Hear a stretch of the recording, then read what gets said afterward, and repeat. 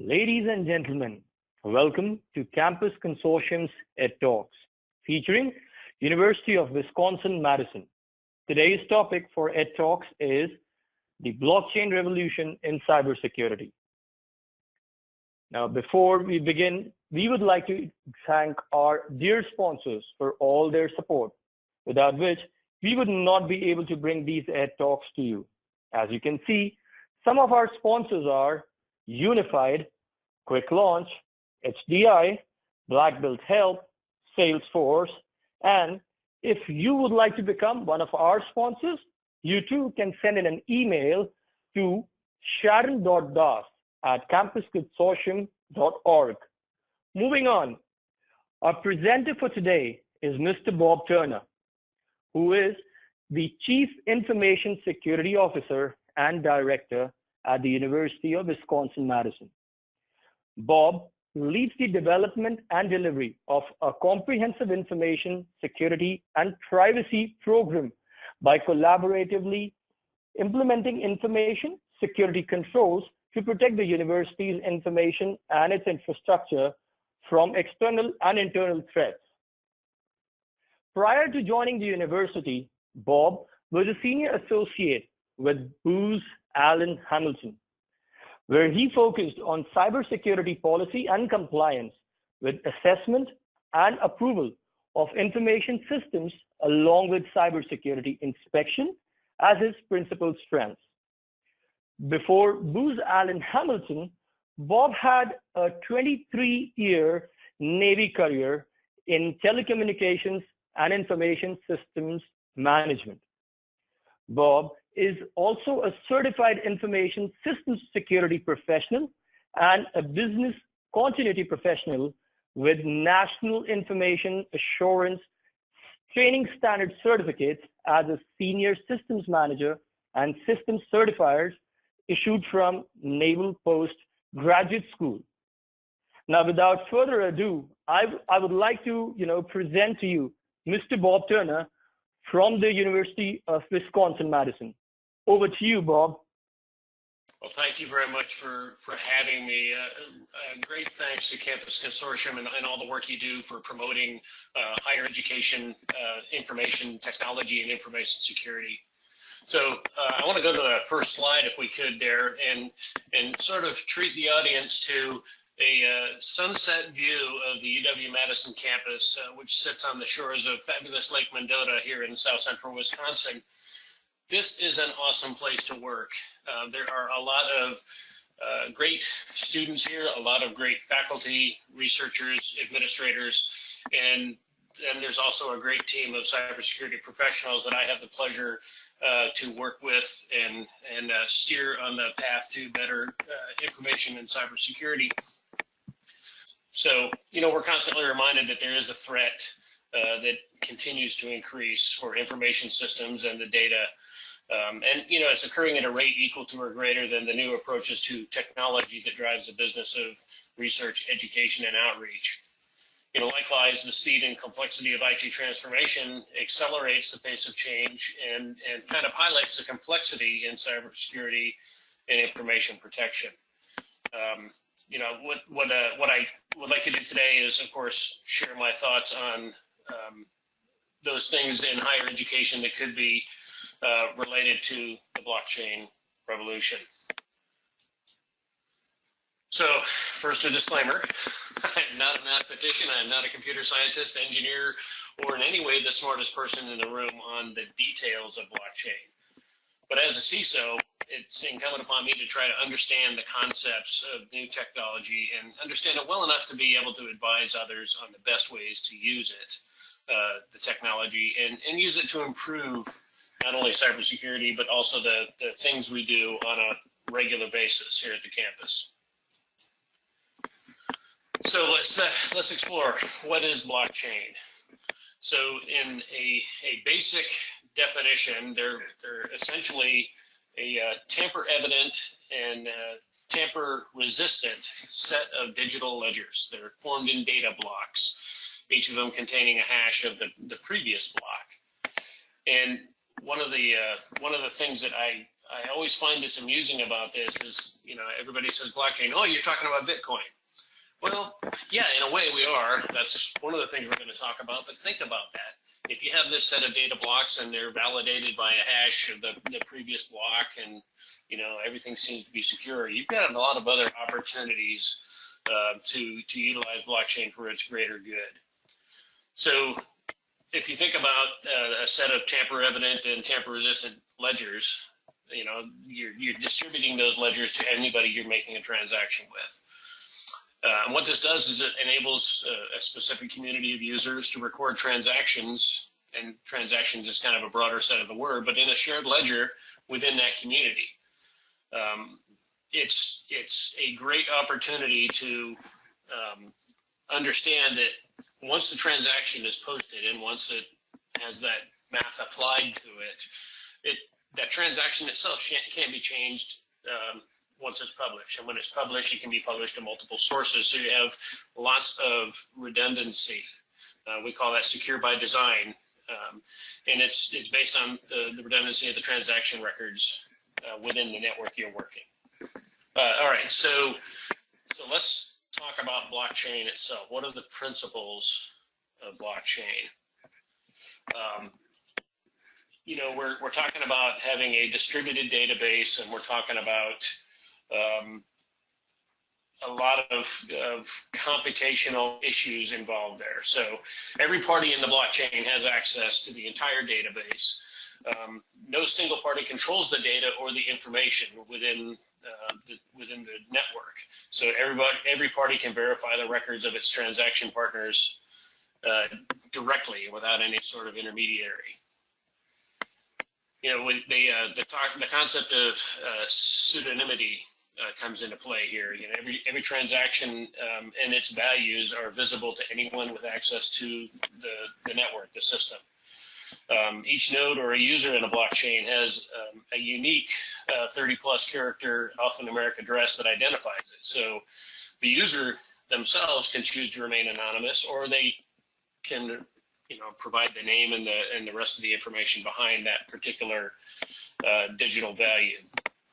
Transactions occur, of course, between the users within the chain. So records, once the transaction is entered, the transaction can only really be altered or updated by members of the chain, and the original record itself cannot be altered unless you recreate the new chain. So they're linked. Transactions are linked, and they're always I'm sorry, the term is they're always covered by that computational algorithm. Various ones can be deployed. I'm assuming that if you have a specific algorithm you want to use to hash, you can use that. The question, I guess, will become to the community at some point down the road: do we need to establish a standard? And I think the very origins of blockchain tell us that no, we don't necessarily need to have a standard, because we can use this in a lot of different contexts. So let's talk a little bit about history. Back in 2008, there was a paper developed, and the name on the paper is Satoshi Nakamoto, but some of the histrionics behind it show that may have been a single person or several persons that were all working in a group. But anyway, they specifically talked about how to use blockchain as part of Bitcoin, which is a peer-to-peer electronic cash system. So you can use it, as electronic cash. You can have a barter system in effect that says this good or service is worth so many Bitcoins. The great part about that is that you're setting the value of that good and service based on the transaction, but at some point you have to understand that this is not a centrally managed currency system. So the value of the currency is really only related to the trust of the parties within the transaction. So 2009 or so, they launched Bitcoin, and they realized that the reason why they wanted to do that is really threefold. Third-party banking institutions were normally necessary to mediate disputes within the use of electronic payments or as a means of transacting the business. Third-party intervention increases cost. It impacts the transactions and artificially reduces trust in the value of the transaction. So establishing Bitcoin as a barter system, as the coin of the barter system, is useful, but it also leads to a lot of fluent or effluent in the value of that currency. So essentially, it was around 2010 that Bitcoin had an established value, and even then, it took a long time to really discern what that value could be. So, you know, if you think about it, if each owner transfers the coin to the next owner by digitally signing a hash of the previous transaction, and if they then are applying the public key of the next owner, those get added to the end of the coin. So how do we know that each owner is valued at the same? We don't, because each owner may be using that Bitcoin for a different type of transaction. So the great part about that is that you're not really losing the coin itself. So every payee in the chain can verify that the signatures confirm the ownership of the coins in the chain. So one of the problems is that, you know, you can end up double spending the original coin unless the coin returns to the mint after a transaction in a normal trusted third-party system. So Bitcoin, the value of the coin, can change in the chain of transactions. So without a third party, you have to have a way to publicly announce transactions with a history tracker for everybody to see the transaction. So in 2010, you know, after they assigned the first value of the Bitcoin, it was assigned based on some specific transactions. So someone decided to sell their Bitcoins for the first time, and they swapped 10,000 Bitcoins for 2 pizzas. So if the buyer had hung on to those Bitcoins at today's prices, they could be worth more than $100 million if you know, take all the rises and falls in the currency market, the Bitcoin currency market. So in 2013, Bitcoin experienced one of its first crashes, and you know, there's folks that had been buying and investing in Bitcoin, hoping to collect enough to have other transactions take place, and they had a bit of a loss here, and some of that is related in that top line graph there, where they did take a rather significant hit.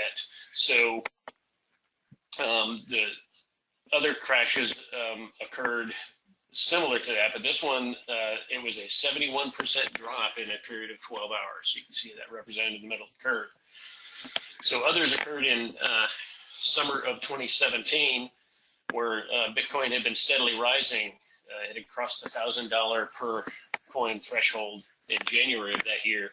And then the price spike, it lasted through the middle of the summer, through June.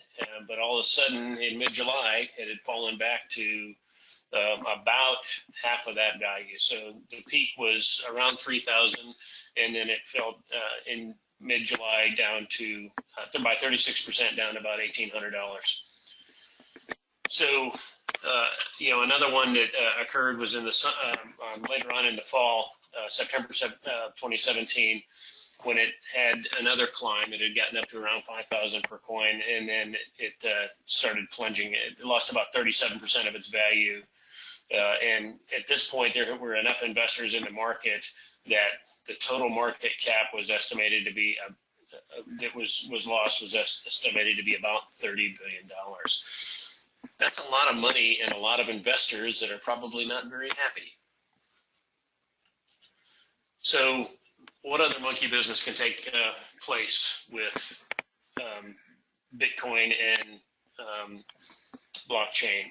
So there's malware scams. You know, there's cryptocurrency clipboard hijackers basically works by monitoring the Windows clipboard for currency addresses, and if they detect it, they'll swap it out with an address that they control.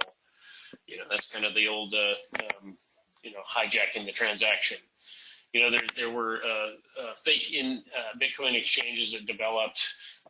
One of them was BitKRX, and essentially in that scam, it was shown as a place to trade and exchange Bitcoins, but it was ultimately a fraudulent exchange. So the exchange was based on an actual exchange, but they added a couple of characters in there and a little bit of computer magic, and they ended up scamming people out of their money by posing as a respectable and legitimate cryptocurrency exchange. There's all kinds of schemes that go on in finance. Ponzi is probably one of the more popular methodologies that have been occurring over the years. There was one called Mining Max, with a rather creative use of the Ponzi methodology. They basically did not register their site with the Security and Exchange Commission, which by that time had said, hey, we want to have some involvement in here.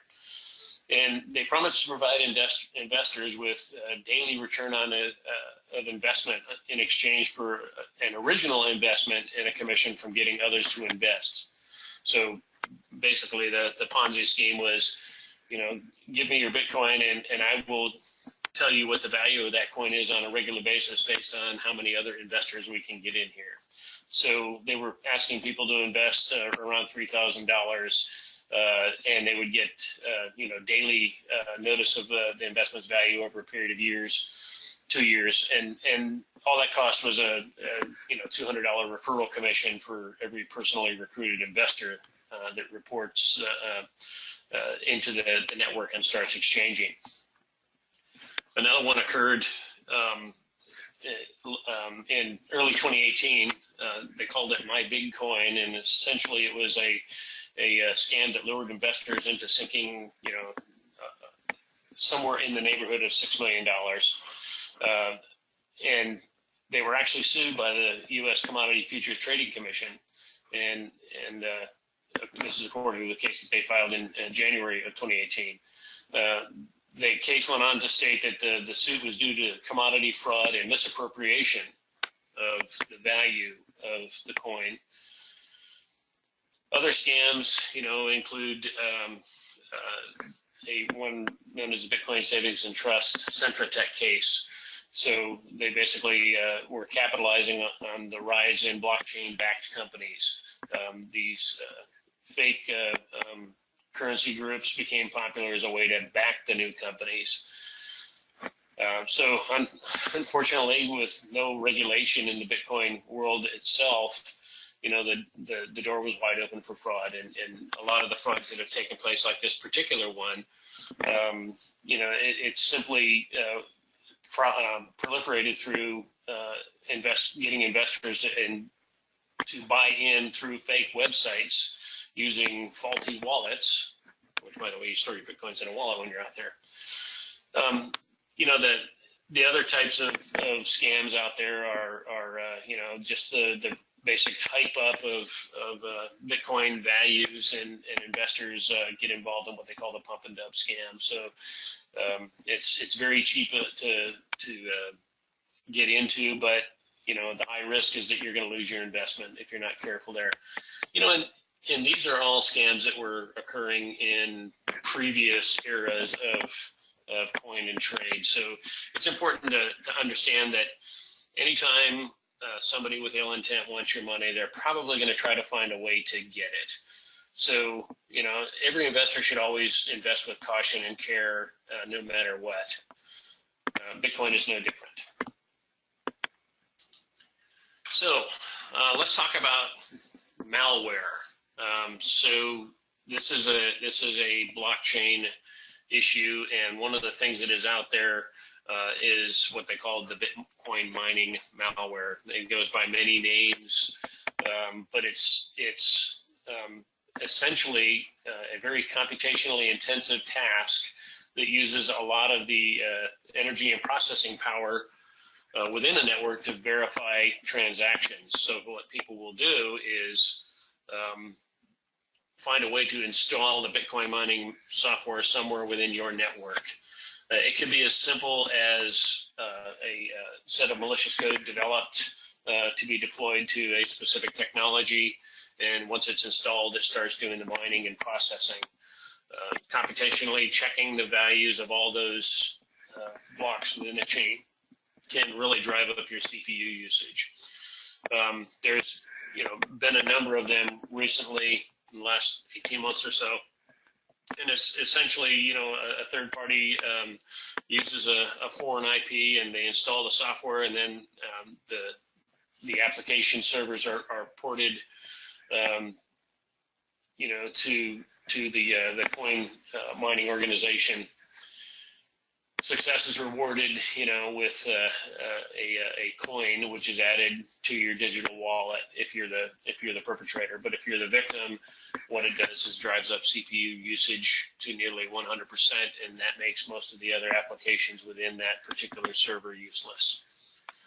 So in our a case here associated with UW-Madison and several other higher education institutions, the CPU spiking was rather intense, and applications were taken offline essentially. So if you have servers that are not patched, if you haven't had the latest versions of JavaScript installed, or if you're not doing that basic blocking and tackling of managing your information assets, you could be vulnerable to this. In this particular case, you can see that within the event lifecycle, we had a WebLogic exploit, and there was just a huge number of events that we saw within the exposure time. They're specific.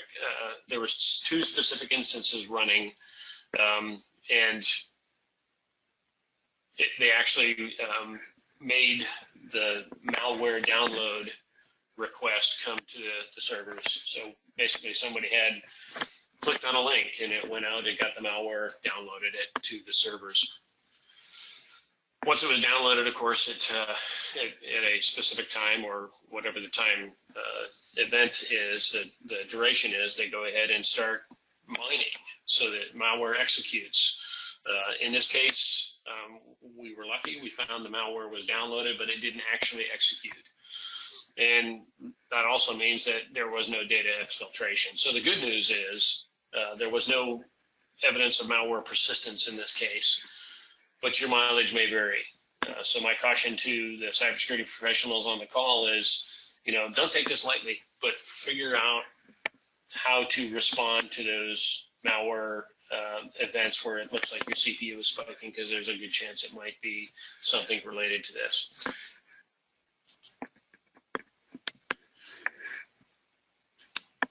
All right, so that's the kind of the fun and the history and a little bit of the issues that could come up with blockchain or Bitcoin in your environment. What I'd like to do now is probably for the next period of time is let's talk about the real good uses of blockchain. So blockchain is an electronic database that can be, particularly secured against data manipulation. So if you're talking about, trying to have a record that is encrypted and private, and you want to make sure it stays that way, maybe blockchain is a way to do that. That you preserve the original data in its encrypted form, and you can basically pass that around as long as you've sent the key to decrypt that particular information in the block. Then you've got a fairly good private record there. So it can also be at a higher level. Blockchain technology utilizes that. There's a lot of well-known computer science mechanisms and cryptographic hash functions, digital signatures, asymmetric key cryptography, and you take those and you mix those with record keeping concepts, such as ledgers that are append only, so you can only add to the ledger, you can't change the ledger. That creates a wonderful opportunity for making cryptographically secure bundles of information. So when you're using it with that asymmetric cryptography, you're taking a pair of keys, obviously a public and a private key, and they're mathematically related to each other. And so the key is made public without reducing security of the process, but the key has to remain secret if the data is to retain this cryptographic protection. So you can either use it for signing and authenticating, or you can use it for cryptographic protection. Other interesting things about there is, you're trying to maintain a relationship between the keys, and that's a great thing to do, but the private key cannot be efficiently determined based on the fact that all that you know is a public key.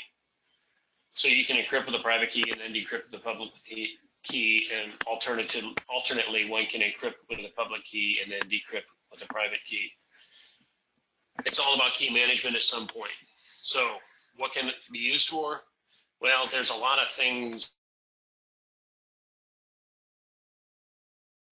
ways to utilize blockchain. So health records verification being one of them. Essentially, they create the health record, and they take that health record itself and they secure it with the blockchain. And what that does is that verifies that information inside of that original block plus the hash, verifies that that is unaltered records. So if you're using a health record verification system that allows you to conduct transactions between different health organizations, blockchain is a good way to transfer that information, get you out of the paper trail, and get you out of a lot of challenging transactions, and gets it into simply the record comes and it's already pre-verified as being correct. Okay, so if you think about it, blockchain can be the start of cryptography systems. Crypto systems can be based on generating an original code and then making sure that that code stays stable throughout. That's probably an area that needs a little bit more thinking. Identity verification. Think about a digital ID card that has a block embedded, and then we find a way to transfer that block back and forth. Or we take a certificate, like a title certificate or something, and we embed in that digital title a block that specifically authenticates that document. Think about code signing. If you're a developer and you're creating code and you want that code to have your copyright on it, maybe that's a place to put it. Digital music exchange is another one that has promise for use of blockchain to verify that a transaction has taken place and you have in fact purchased that particular artist's work. Without that block, without the authentication that is applied by that block, and maybe even it has to be a hash of the original artist's blockchain identity, you wouldn't be able to say that's your music. And if you were obviously violating copyright regulations, then you need to be held accountable. Think about data tagging. If you have a file of complex values and complex information, and you want to make sure that that data is attributable to you at all times, or maybe that blockchain can trigger licensing in a transaction for paying via cryptocurrency or some other methodology, you can utilize the blockchain for maintaining data integrity.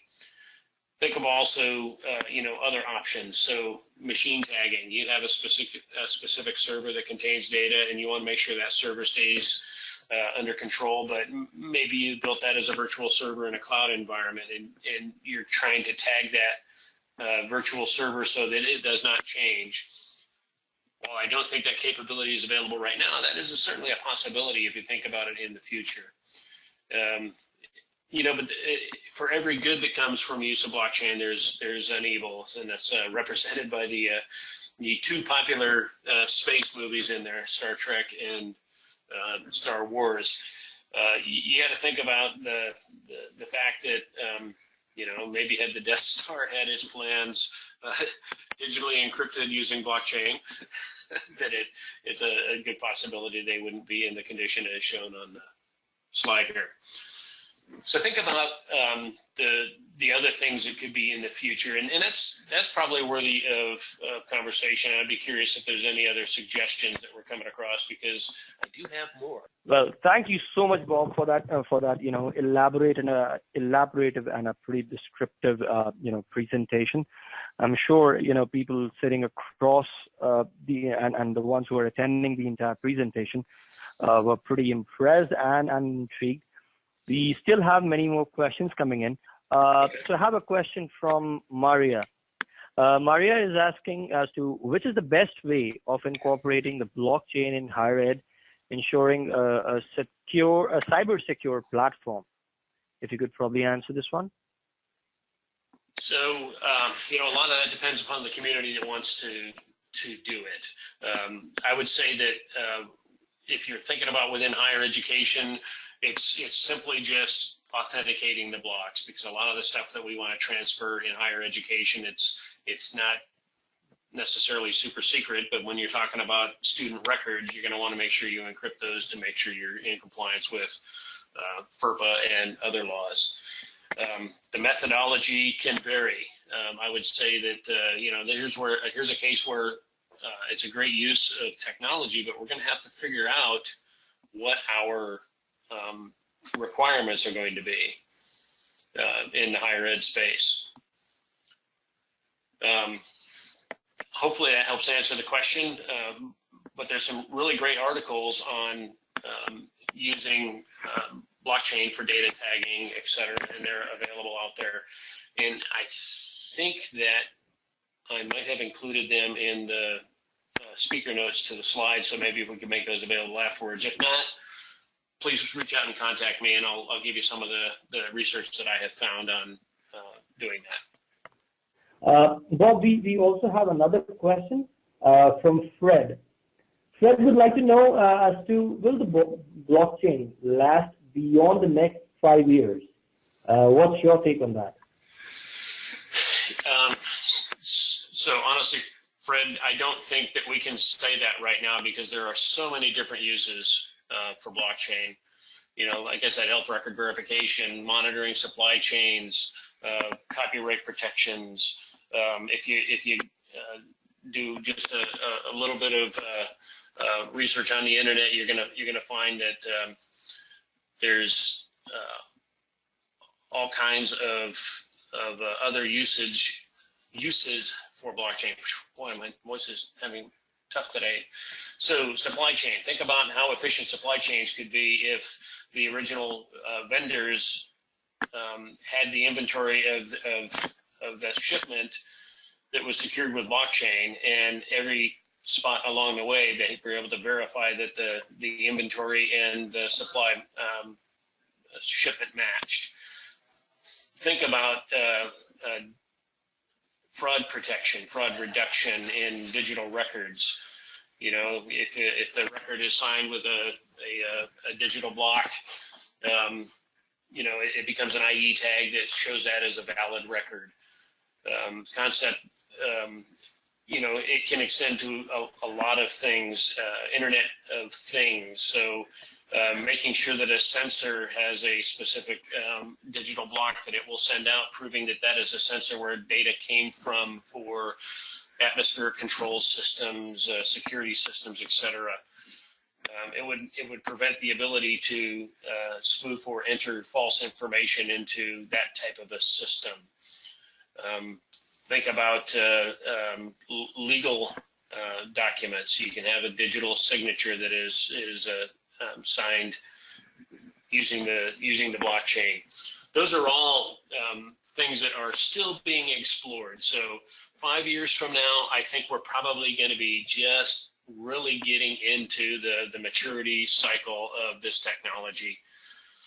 How long it lasts after that is really kind of dependent upon the next invention that comes along. there's this question from Jennifer, one last question, and they're asking, so are there ways that institutions are currently using blockchain technology? I'm particularly interested if anyone is using blockchain in the international credential evaluation process. There are a lot of experiments going on right now. There are some particularly promising ones, again, in the health record verification world, but I do not know of any specific ones that are being used in the international arena for identity verification. Now, moving ahead to our grant slide, for those who have joined us for the first time, Campus Consortium offers grant programs for a variety of solutions, products, and services. These grants are basically designed to give the institutions with a smaller IT budget a chance to implement new technology services that meet their needs and basically for their institutions. A single technology platform to empower engagement for an entire campus, web portal, and native mobile app as well. So as I was saying, the student engagement grants objective is to demonstrate significant cost savings and improve student interaction by using a single engagement platform. We have an after hours IT help desk grant to make sure that somebody is always there to support your student. Along with that, the faculty member and administrator, even during the non-business hours and weekends. So as of now, we have these grants that are open. You can always feel free to go ahead and apply for these grants from our website. The link is always there, that's there with you guys. You can always go ahead and log on to campusconsortium.org, and from there you can always go ahead and log into and apply to these grants. I would like to thank our lovely interactive audience and Bob for being so gracious and patient. The EdTalk was pretty intriguing till the last bit. So thanks a lot, Bob. Thank you once again for taking your time out for us. Guys, this is Chris signing off. Hope you guys have a great week ahead. Thanks a lot for dialing in.